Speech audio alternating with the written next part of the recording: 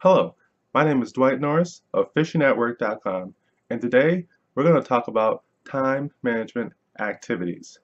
Now, I want to start off with my story of my time management activities that I did to solve my time problem. In the beginning, I didn't realize I had a time problem, even though I said it over and over again, particularly with what we talk about on this website, fishing. Now you probably see the name Fishing Network and you're like, okay, I get it, sort of. But let me start from the beginning. I used to be a very avid angler. Every day I would be out in the water when I was younger and I would fish, fish, fish, striped bass, largemouth bass, all the panfish you can think about, catfish, etc., etc., etc. Anything I can get my hands on, and I'd be out there buying all the lures, buying all the rods, trying out every new thing, every new gimmick they had for fishing, and anything I thought was pretty cool. But things all changed after I went into the working world. And like yourself, you probably came across the same problem that I did. When you go to work, you actually have to do work for the period of time that they pay you to do it, 8 hours. So maybe you have a short amount of time that you can get to work, or maybe it's a long time. Hopefully your commute isn't as long as mine used to be when I first started out. I used to have an hour to sometimes an hour and a half commute to work. And then when I got there, I had to work my butt off. And then when I left, I had no energy, or if I had energy, I'd do my cycling with the team, and then I would be completely out of energy, and fishing was thrown to the wayside. And as I got older, it just got worse and worse and worse, you know. And the weekend was the only time I had any, like, time to do anything. And when I started a family, it got even worse again. You have obligations, you have to bring home the bacon, you have to pay the bills, you have chores to do, you gotta, gotta rake those leaves, gotta cut that grass, gotta get the snowblower if it's snowing outside, you gotta shovel, you gotta clean the gutters. The list goes on and on. Take out the trash. And after a full day of work and a full day of commuting, the last thing you're probably thinking about is trying to get a little fishing in. Maybe in the evenings, maybe in the mornings. And if you're a really avid angler, this hurts you down to your soul. So you should take this really to heart that you've lost your fishing ways and you don't know how to get it back. Maybe you were like myself and you stared out the window and maybe there was some water nearby and you stare at it like, oh, I wish I could go over there. The water's blue, people look happy over there, they're jogging, they're on their selfie sticks taking pictures of themselves, there's tourists around having a great time, and I'm in here, you know, doing my job, making that money, but I'm not fulfilled. I can't get out there. I want to be fishing. Oh, well, you retire, you don't have time. Well, when I retire, I'll be old and useless. I'll be too tired to go fishing. I won't have that same lust and zeal as I did when I was younger. I won't be able to do as much. I can put out a boat by myself if I need to, but when I'm old, I'm gonna ask for help, and it's gonna be nobody around, and your body just doesn't work the way it used to. So why would you wait till your body can't function to do the things you want to do when you're young? And you kind of need to be young to do some of the things you want to do. And you obviously can't wait till later in life. So this conundrum comes about. And I thought to myself, hey, when do I have time to go fishing? That's not the weekend. The weekend is sometimes taken from me before I even know it. These sneaky things will pop up on the weekend, things you gotta do. I had to install a banister myself. DIY anyone? So we're going to talk about a few things in this video that will help you work on your time management so you can have time to go out and fish at work like I did. The complete story you can find at the YouTube channel Fishing at Work, or you can go to the website fishingatwork.com and get a 10-step process to go fishing at work. And I go into depth about the topic there.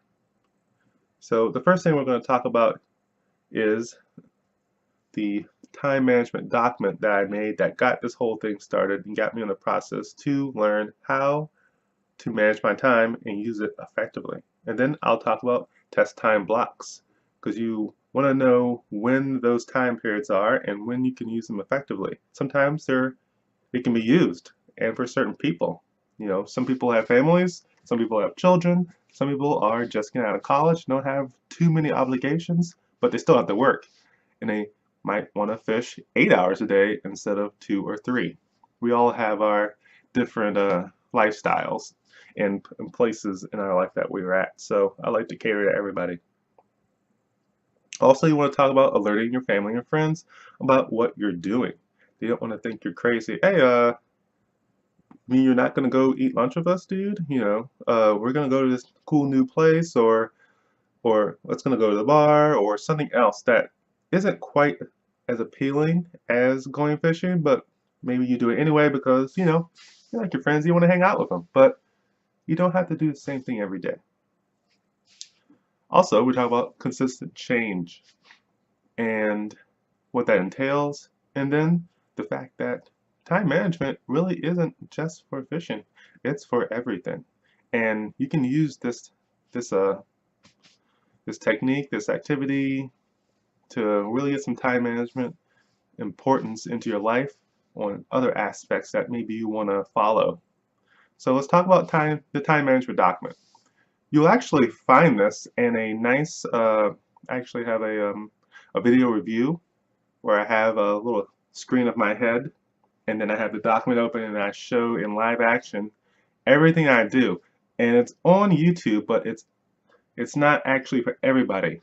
It's actually on the 10-step process to go fishing at work PDF as a link, and only people who get the PDF will be able to see the link and then see the video. And I'll be adding on the different steps in video the best I can, because right now it's all in text, and I want to be like speaking to you directly so that you'll get it and you'll understand it.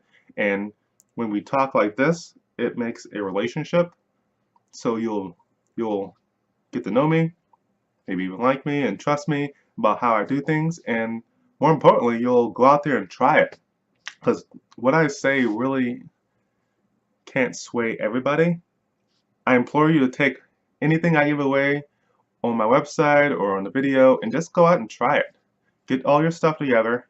It doesn't have to be too organized and, like, you know, you don't have to follow every step of the process. Just get your stuff and go out there. So the time management document actually is just an Excel document, and the most important thing I do is I go through at least 2 of my weekdays and 1 of my weekend days. Just figure out what exactly am I doing with my time on a weekly basis. So on Monday, I start off in the morning, I wake up, you know, you have cereal and stuff, and then you go to work, you do your commute, you get at work, you mess around for a while, and who knows, you're on your email, you're on Facebook, oh wait, oh, I gotta get to work. So you do your work, and then boom, lunchtime comes around. What are you doing during lunchtime? Are you outside trying to get a bite to eat, or the hundreds of other people that are out there and you're waiting in line, wasting your time? Or are you in your office, you know, maybe they serve lunch, maybe you bring your lunch and you're eating it at your desk, and, you know, just spending your time as you please. If you have a half an hour or an hour and you're looking at Facebook, you're on scrolling through Google at some search, you're looking through Craigslist for a new boat or some free fishing gear or something like that. I do that from time to time, you know, when I feel like it. Or you could try to go to the local fishing hole and do some fishing. Has that ever come across your mind? Yes, maybe it has. It actually came across my mind many years ago, but I said, what? Psh, no, I gotta eat, I gotta do this, I gotta do that. And when I did this checklist, I realized after going through all the days and filling out all the stuff hour by hour for each day from wake to sleep, I found several areas where I was wasting my time and I could use that time for something else. It could be fishing, it could be, you know, anything. It's your time. Spend it how you want. And that's because you can do fishing at a certain time doesn't mean you need to do fishing every day. But if you're like me, you do want to fish every day. Hmm? Yes. You just have to know it's a possibility. So I do have videos on YouTube called Charles River Fishing where I do just that and I record it.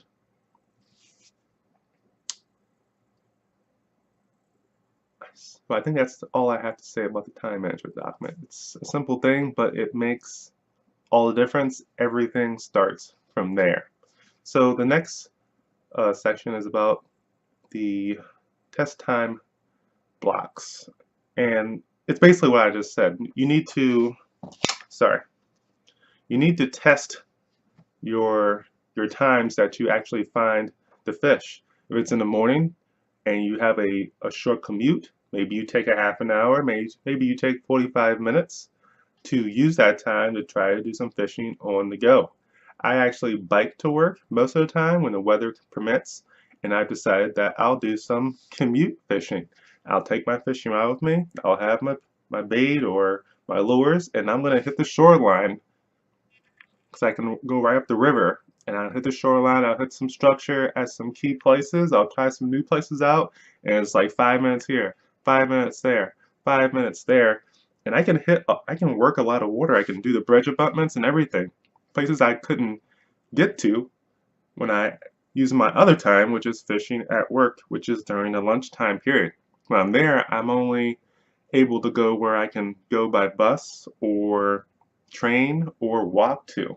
And if I use a longer transportation system, then I lose my time fishing. So walking is the best. So I end up going to the same place, which is the Charles River Esplanade a lot. But with commute fishing, before and after work, I can hit up all areas of the river on both sides if I want to, because I have a superior transportation device that can go in and out pretty much anywhere in the city. It's like just walking around. If it has a flat surface, I can get to it. Okay. The next thing I want to talk about is alerting your family and friends about what you're doing, because they're concerned about your well-being and what you're doing with your time, possibly when you should be doing something else. So if you plan to do some commute fishing in the morning and you want to leave a little early, maybe to get, maybe not just a half an hour, but an hour and a half. Yes, lots of fishing. Remember to tell your wife or maybe even a friend you're living with, like, hey dude, you disappeared this morning. Where did you go? I was concerned. Or your wife's like, hey, you didn't leave me here with these kids when I have to feed them in the morning and put the clothes on and get their lunches ready, and you were supposed to drive them to school today, but you disappeared and went fishing. Why didn't you say something to me? Don't get in that situation. Always plan and tell people what you're doing before it happens. Communication is very important in any relationship you have, and when you take the time to do that, you'll have a better relationship, and with better relationships, you have better communication. When you have better communication, you get to fish longer or do anything else without all the hiding behind your back and lying or trying to sneak around. Forget all that. Just tell the truth. Tell them what you're doing. Tell them why you're doing it, because you love fishing and that you want to try this out honestly. And you'll be surprised about the feedback you'll get from people. So remember to do that. Another thing you want to do is actually make consistent change. I told you to try this out and figure out if it's going to work for you where you are. Maybe you aren't near a pond or a lake or a stream or a river or even an ocean, and you still want to fish. That's a tough spot to be in. I can't tell you, you need to move or you need to get a new job somewhere that's near a water source where you can get some fish. That would be optimal, but not everybody can do that. So you want to make consistent change. If you can do this, make sure you try it out consistently. Not every day is the same. Monday, Tuesday, Wednesday, Thursday, Friday, Saturday, Sunday are all different days, and different things happen those days. Your meetings are different. People that come to work are different. There's different levels of traffic and people outside on the highway and byways and in your local areas using all the food sources and the water sources as well. Maybe the traffic is horrible on Wednesday when you need to get in your car and drive to that lake that you left your boat at. And now you've wasted another 20 minutes and you didn't even realize it. And you're like, crap, I should have came here Thursday like I planned, and I went Wednesday. I wasted my day that I wanted to go fishing because I got stuck in this traffic jam. Don't make that problem again, that decision again. Do it on Thursday next time. Now you learned something. There's another week, there's another day, which means there's another day to go fishing. Keep at it, and you will figure something out for your situation. You just have to keep trying. I tried for a month and a half to queue down all the days and the times that I could do things according to my work schedule and what my family does and everything else I do during the day and the week, including this, making videos. And lastly, once you've figured out how to really take a strong arm on your time management, maybe you want to think about what other things you can use that time for. Maybe you don't want to fish 7 days a week. But if you do, awesome. Keep at it. But if you want to do something else, please figure out how this can help you. Maybe you want to read some more books. Maybe you want to get some more knowledge. You're subscribing to In-Fisherman or the Bass Master book or some other thing. Or you want to upgrade your skills so you can get a better job or get a promotion. You'll learn some management skills or some programming skills or something else. Take a class online, anything. When you open up your time, you realize that you have earned back the greatest asset that you have. Time is the greatest asset that you have. It's the one thing you can't buy. So if you learn how to get more of it, especially when you're younger, then you can do some amazing things, brother. Some amazing things. So that's pretty much what I wanted to say about time management activities. They're more of time management tips or this really knowledge I'm trying to give to everybody other than what's the best bass lure to use or when's the best time to catch fish or where should you fish when the weather is a certain way. That's great information and all, but sometimes it's as simple as getting out there more often. Obviously, if you fish more, you're going to catch more fish. If you fish less, you're going to catch less fish. So I want to help you have more time to fish so you can have the opportunity to catch more fish. You can go in the morning, you can go in the middle of the day, you can go in the weekdays, you can go in the weekend. That's all week. I mean, there is no other time. All the other time is spent with sleeping and going to work and if you have a family obligations. Other than that, you're on a toilet. And if you're not doing that, you probably should be fishing. So I deplore you, please go do that.